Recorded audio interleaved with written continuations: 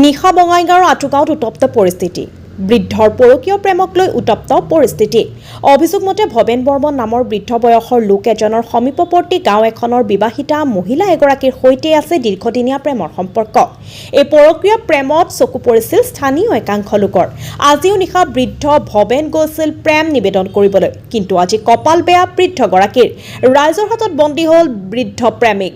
ভৱেনে প্ৰকাশ কৰা মতে মহিলাগৰাকীৰ ঘৰত জুই ফুৱাই থকা অৱস্থাতে একাংশ লোকে বাহিৰত উলিয়াই আনি বিচাৰ পাতে। পিছত এক উত্তেজনাময় পৰিৱেশৰ সৃষ্টি হয় আটুগাঁৱত। অৱশ্যে পিছত বঙাইগাঁও আৰক্ষীৰ দল এটা ঘটনাস্থলীত উপস্থিত হৈ ভৱেন বৰ্মনক উদ্ধাৰ কৰি লৈ যায়। বৃদ্ধৰ প্ৰেমক লৈ এতিয়া সৰ্বত্ৰে চৰ্চাৰ সৃষ্টি হৈছে। বঙাইগাঁৱৰ পৰা চন্দ্ৰ কুমাৰ নাথৰ ৰিপৰ্ট, নিভাজ অসম লাইভ।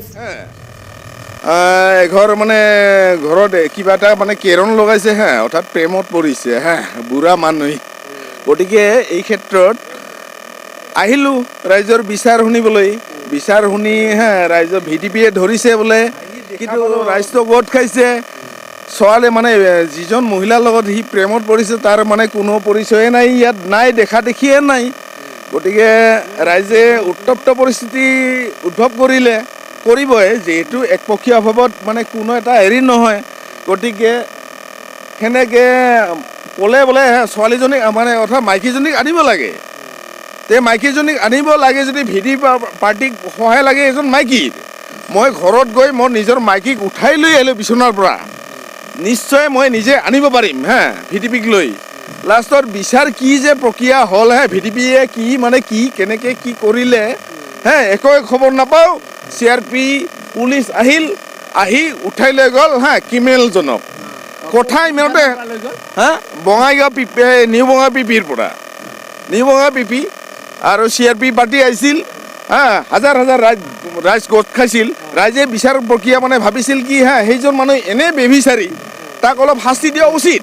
আৰু সেইজন বেবিচাৰী মানুহ যে ইমান দিনে ভাওনাগাৰ ছেক্ৰেটাৰীগিৰি কৰিলে হা, ৰাইজেও অলপ ভাবি চিন্তি মানে চাব লাগিছিল। এক কথাত ক'বলৈ গ'লে ছেক্ৰেটাৰীয়ে নাৰীৰ লগত নিৰ্যাতন নহয়, পৰকীয় প্ৰেম। মানে ইমান দিনে মানে সি হেৰি কৰিয়ে আছে, তাৰ নিজৰ ফেমিলিক এভইড কৰি চলি আছে।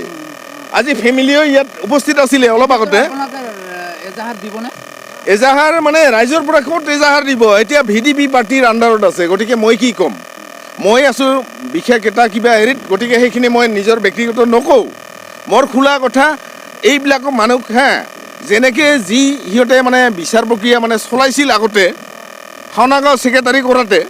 গতিকে নিজৰ প্ৰক্ৰিয়াৰ ক্ষেত্ৰতে এতিয়া নিজে ভোগক, আৰু যাতে আমাৰ এই অঞ্চলত এনেকুৱা বেবিচাৰী হেৰি নহয়, তাৰ কাৰণে মই অনুৰোধ জনাইছোঁ।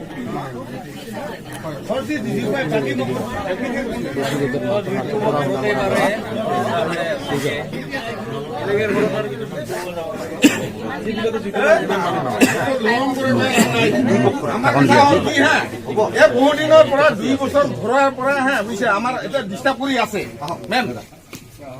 2 বছৰ ধৰি 2 বছৰ ধৰি ডিষ্টাৰ্ব কৰি আছে মেম। মই আপোনাক আজি পইচা নিদিওঁ মেম, লৈ যাওক।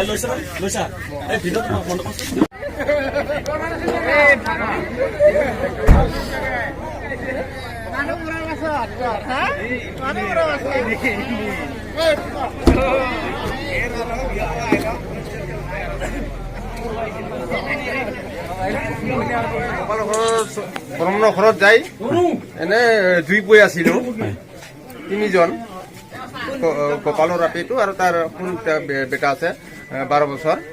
আমি 3জন এনেকৈ জুই পৰি আছিলোঁ। কোন কোন আছিল লগত? আমি 3জন আছিলোঁ।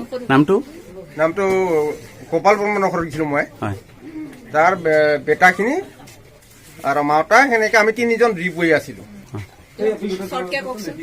জুই পৰি আছিলোঁ, তাৰ পৰা মোক উঠাই লৈ আহিছে। কি কাৰণত উঠালে? কি কাৰণত উঠাইছে যে জুই পৰি থকা মানুহজনক উঠাই লৈ আহিছে।